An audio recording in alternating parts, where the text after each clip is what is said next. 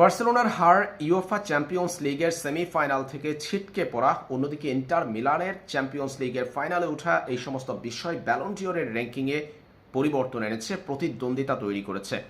এতদিন ব্রাজিলিয়ান তারকা রাফিনহা বার্সেলোনার হয়ে তার পারফরম্যান্স তাকে এগিয়ে রেখেছিল এবারের ব্যালন ডিওর জয়ের ক্ষেত্রে। তবে গতরাতে চ্যাম্পিয়ন্স লিগের সেমিফাইনাল থেকে বার্সেলোনার ছিটকে পড়া, ইন্টার মিলানের ফাইনালে ওঠা, এই সমস্ত বিষয় লাউতারো মার্টিনেজকে রাফিনহার থেকেও এগিয়ে দিয়েছে ব্যালন ডিওরের র্যাঙ্কিংয়ে।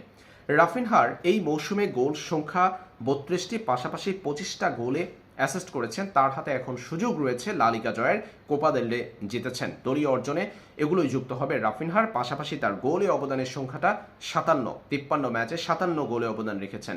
ব্যালন ডিওরের ক্ষেত্রে তাকে ফেলে দেওয়া যায় না।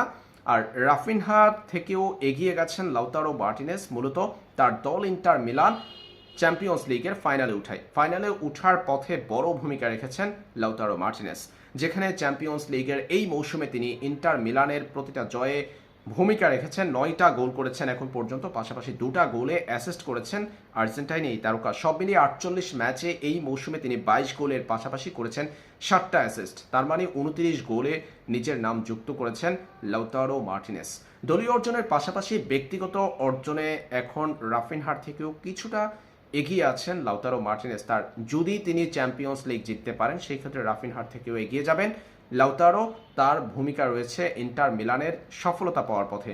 আর ব্যক্তিগত অর্জনের যদি হিসাব হয়, সেই ক্ষেত্রে লাউতারো মার্টিনেজ ধারে কাছেও নেই রাফিনহার। তাই চ্যাম্পিয়ন্স লিগ যদি লাউতারো জিততে পারে, সেই ক্ষেত্রে তিনি ব্যালন ডিওর পাওয়ার ক্ষেত্রে এগিয়ে যাবেন রাফিনহা, লামিন ইয়ামাল কিংবা রবার্ট লেভানদোস্কির থেকেও, এমনকি ওসমান দেমবেলের থেকেও এগিয়ে যাবেন লাউতারো মার্টিনেজ।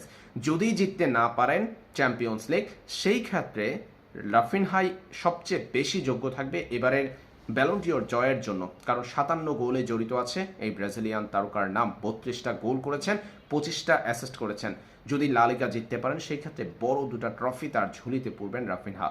দেখা যাক গতরাতের ম্যাচের পর, তাই 2025 সালের ব্যালন ডিওরের র্যাঙ্কিংয়ে একটা প্রতিদ্বন্দ্বিতা তৈরি হয়েছে, বড়সড় পরিবর্তন এসেছে বটে।